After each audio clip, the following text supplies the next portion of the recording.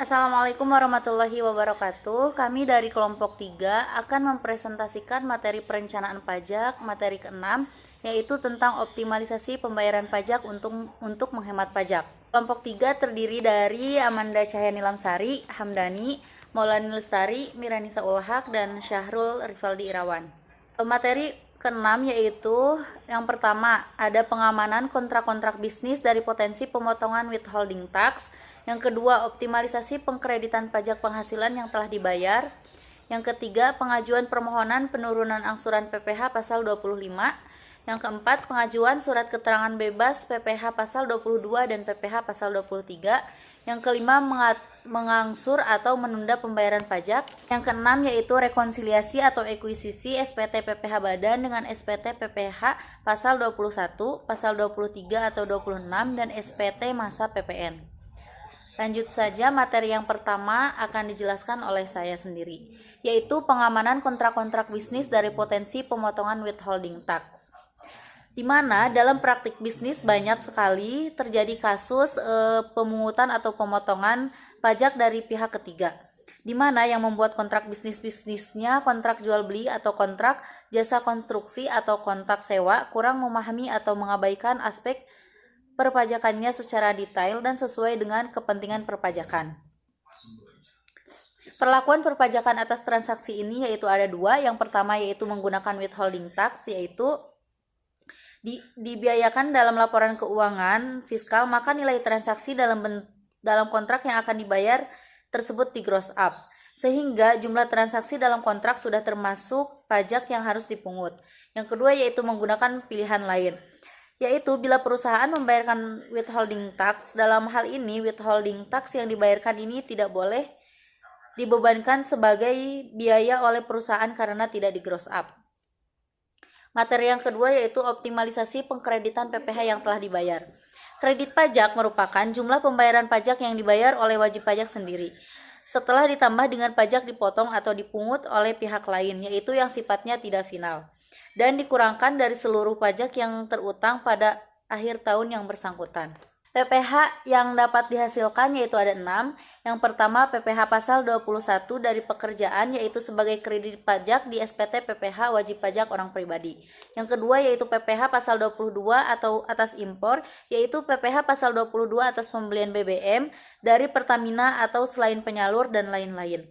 Yang ketiga yaitu PPh pasal 23 atas bunga dan dari non-bank, royalti, jasa profesional, dan jasa teknik, jasa manajemen, dan jasa lainnya. Yang keempat yaitu PPh pasal 24 yang dipotong di luar negeri. Yang kelima yaitu PPh fiskal luar negeri karyawan atau setoran atas nama karyawan perusahaan berikut NPWP atau perusahaan. Dan yang terakhir yaitu PPh atas penghasilan tanah atau bangunan bagi perusahaan yang tidak bergerak di bidang real estate.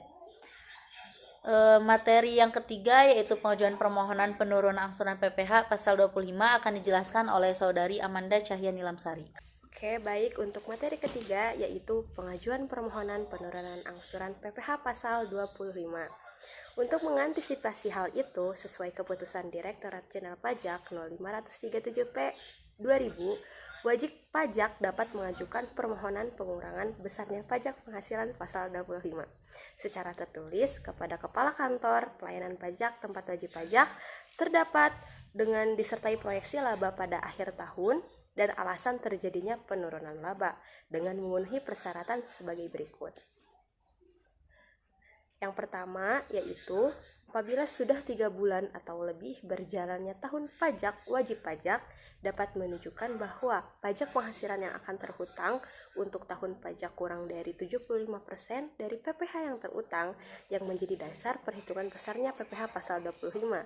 Kemudian yang kedua yaitu permohonan pengurangan besarnya pajak penghasilan pasal 25 harus disertai dengan perhitungan besarnya pajak penghasilan yang akan terutang berdasarkan perkiraan penghasilan yang akan diterima atau diperoleh dan besarnya pajak penghasilan pasal 25 untuk bulan-bulan yang tersisa dari tahun pajak yang bersangkutan. Nah, untuk materi keempat akan dilanjutkan oleh Maulani Lestari. Baik, materi yang keempat yaitu pengajuan surat keterangan bebas PPh pasal 22 dan PPh pasal 23. Untuk beberapa jenis withholding tax, seperti PPh pasal 22, PPh pasal 23, dapat diajukan permohonan surat keterangan bebas oleh wajib pajak yang memenuhi kriteria di bawah ini. Beberapa kriteria yang harus dipenuhi oleh wajib pajak adalah yang pertama, wajib pajak yang dalam tahun pajak berjalan dapat membuktikan tidak akan terhutang pajak penghasilan, yaitu wajib pajak yang mengalami kerugian fiskal berhak melakukan kompensasi kerugian fiskal. Yang kedua, pajak penghasilan yang telah dan akan dibayar lebih besar dari pajak penghasilan yang akan terhutang, dapat mengajukan permohonan pembebasan dari pemotongan dan atau pemungutan pajak penghasilan oleh pihak lain kepada Direktur Jenderal Pajak. Kriteria yang kedua yaitu wajib pajak yang atas penghasilannya hanya dikenakan pajak bersifat final. Tiga, yaitu surat keterangan bebas diberikan kepada yang pertama, wajib pajak yang dalam tahun pajak berjalan dapat membuktikan tidak akan terhutang pajak penghasilan karena mengalami kerugian fiskal. Yang kedua, wajib pajak yang dalam tahun pajak berjalan dapat membuktikan tidak akan terhutang pajak penghasilan karena berhak melakukan kompensasi kerugian fiskal dengan perhitungan besarnya kerugian tahun-tahun pajak sebelumnya. Yang ketiga, wajib pajak yang dapat membuktikan pajak penghasilan yang telah dan akan dibayar lebih besar dari pajak penghasilan yang akan terhutang. Dan yang terakhir, wajib pajak yang atas penghasilannya hanya dikenakan pajak bersifat final. Materi berikutnya akan dijelaskan oleh Syarul. Selanjutnya, mengangsur atau menunda pembayaran pajak. Pelakuan perpajakan atas transaksinya adalah sebagai berikut. Wajib pajak diberikan hak mengajukan permohonan, mengangsur atau menunda pembayaran pajak untuk semua jenis ketetapan pajak, baik berupa SKP maupun STP. Pasal 9 ayat 1 KUP Nomor 28 tahun 2007 mengatur mengenai sanksi administrasi berupa bunga. Dalam hal ini wajib pajak diperoleh mengangsur atau menunda pembayaran pajak. Selanjutnya ada materi yang akan disampaikan oleh Hamdani. Di sini saya akan menjelaskan materi yang berikutnya, yaitu tentang rekonsiliasi atau ekualisasi SPT PPh Badan dengan SPT PPh Pasal 21, 23, 26, dan SPT masa PN. Nah, itu terurai ke dalam rekonsiliasi atau ekualisasi SPT PPh Badan dengan SPT PPN. Juga rekonsiliasi atau ekualisasi SPT PPh Badan dengan SPT PPh Pasal 21. Lalu rekonsiliasi itu atau ekualisasinya SPT PPh Badan dengan SPT PPh Pasal 23. Nah, selanjutnya di sini saya akan menjelaskan salah satu contoh kasus dari presentasi kami, yaitu di sini ada soalnya tentang Financial Planning Day.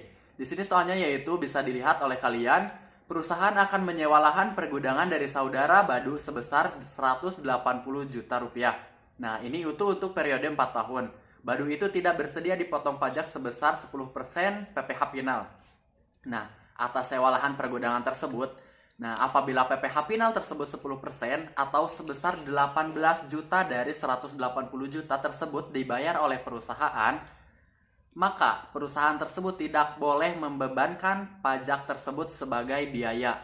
Dengan demikian, untuk transaksi ini perusahaan harus mengeluarkan uang sebesar 180 juta ditambah 18 juta, jadi 198 juta rupiah, yaitu uang yang harus dikeluarkan oleh perusahaan terhadap PPh. Nah, yang selanjutnya itu perusahaan tidak melakukan atau perusahaan itu dapat melakukan gross up atas sewa lahan pergudangan tersebut. Nah, menjadi 100/90 dikali 180 juta. Hasilnya itu sama dengan 200 juta. Nah, PPh final atas sewa lahan pergudangan 10% dari 200 juta sama dengan 20 juta. Jumlah yang harus dibayar adalah 180 juta ditambah 20 juta. 20 juta itu dari 10% dari 200 juta. Nah, jadi 180 juta ditambah 20 juta sama dengan 200 juta. Nah, penghematan pajak atau tax planning dari PPh Badan sebesar 25%. Dikali 20 juta sama dengan 5 juta. Asumsi laba perusahaan di atas 200 juta. Nah, bila di gross up, pengeluaran perusahaan untuk pajak itu 18 juta. Bila tidak di gross up, pengeluaran perusahaan untuk pajak yaitu 20 juta atas PPh final dikurang 5 juta atas PPh badan menjadi 15 juta. Nah, kita kurangkan 18 juta yang udah di gross up dan juga yang tidak di gross up yaitu 15 juta. Jadi penghematan pajak dengan cara gross up yaitu 3 juta rupiah. Hemat kan? Nah, sekian presentasi dari kami. Terima kasih. Wassalamualaikum warahmatullahi wabarakatuh.